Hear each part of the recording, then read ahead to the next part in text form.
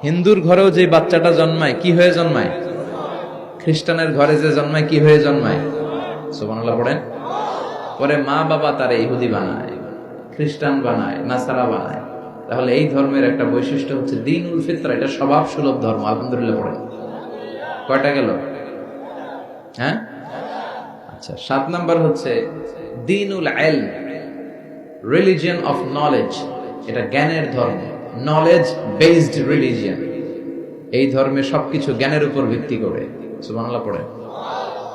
মানে এই ধর্মে ঢুকলে তার পড়াশোনা করতে হবে, পড়াশোনা ছাড়া তার বাঁচার উপায় আছে?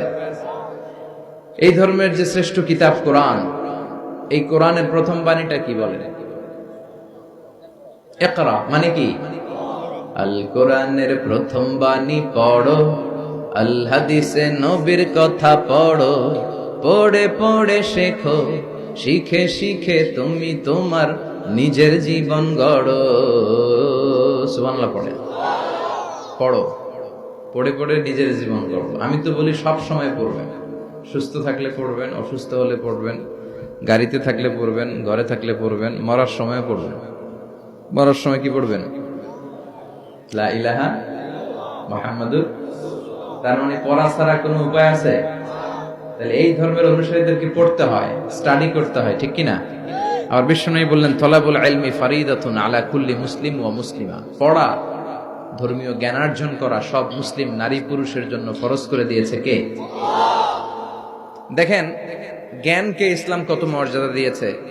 কবরে 3টা প্রশ্ন করা হবে, রব কে, ধর্ম কি, এই লোকের নাম কি, মুহাম্মদ সাল্লাল্লাহু।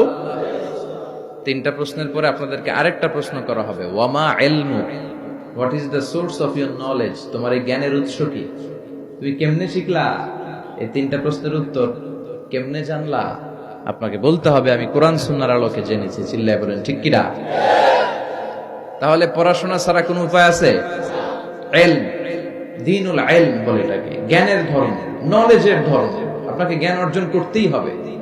আবু দারদা রাদিয়াল্লাহু তাআলা আনহু একজন সাহাবী, উনি বলেছেন কুন আলিমান, আলেম হও, কি হও, আও মুতাআল্লিমান, অথবা আলেমের কাছে শিখো, আও মুহিব্বান, অথবা আলেমকে ভালোবাসো, আও মুত্তাবিআন, অথবা আলেমের অনুসরণ করো। শুনতেছেন? কুন আলিমান, আলেম হও, আও মুতাআল্লিমান, নয় আলেমের কাছে শেখো, আও মুহিব্বান, অথবা আলেমকে ভালোবাসো, আও মুত্তাবিআন, অথবা আলেমের অনুসরণ করো, ওয়ালা তাকুনিল খামিস, 5 নাম্বারটা হয়ো না। এই 4টা হও, 5 নাম্বারটা হয়ো না। 5 নাম্বারটা কি? আলেম বিদ্বেষী, ফাতাহলিক। আলেমের বিরুদ্ধে লাগলে, আলেমদের ব্যাপারে অন্তরে বিদ্বেষ রাখলে তোর দুনিয়াও শেষ, আখিরাতও শেষ। চিল্লায় বলেন ঠিক কিনা? ওয়ালা তাকুনিল খামিস, 5 নাম্বারটা হয়ো না। ওই লাইনে যাও না, ওই লাইনে গেলে সব শেষ। তাহলে ইলম অর্জনের দরকার আছে না নেই? আমাদের ধর্ম এটা জ্ঞানের ধর্ম। আলহামদুলিল্লাহ পড়ে। কয়টা গেল? হ্যাঁ, 8 নাম্বার হচ্ছে দ্বীনুস সালাম। আমাদের ধর্মটা হচ্ছে দ্য রিলিজিয়ন অফ পিস, শান্তির ধর্ম। সুবহানাল্লাহ কইবেন না? এজন্য শান্তির বার্তা পৌঁছানোকে এই ধর্মের গ্রিটিংস, অভিবাদন পদ্ধতি বানিয়ে দেয়া হয়েছে। সালাম, কারোর সাথে দেখা হইলে কি করতে হয়? সালাম দাও। সাইয়েদনা আদম আলাইহিস সালামকে আল্লাহ যখন তৈরি করলেন, আল্লাহ বললেন আদম তুমি সালাম দাও। সুবহানাল্লাহ পড়েন। তাহলে সালাম দিতে হয়। শান্তি, ইসলাম কখনো অশান্তিকে প্রশ্রয় দেয় না। ইসলাম চায় ঘরে বাইরে রাষ্ট্রে সব জায়গায় কি থাকুক? শান্তি। আর আমরাও কি চাই? এই পৃথিবীর সব মানুষ একটা জিনিস চায়, সেটা কি? মানুষ হচ্ছে শান্তির কাঙ্গাল, শান্তির ভিখারি। শান্তি চায় মানুষ। আর শান্তি আছে কোথায়? ইসলামে। চিল্লায় বলেন শান্তি আছে কোথায়? এবং বিশ্বনবী যখন রাজা বাদশাদের কাছে চিঠি লিখে পাঠাতেন, মুকাওকিসের কাছে পাঠিয়েছেন, আসহামার কাছে পাঠিয়েছেন, নাজ্জাশীর বাদশা, হিরাক্লিয়াসের কাছে পাঠিয়েছেন, রোমের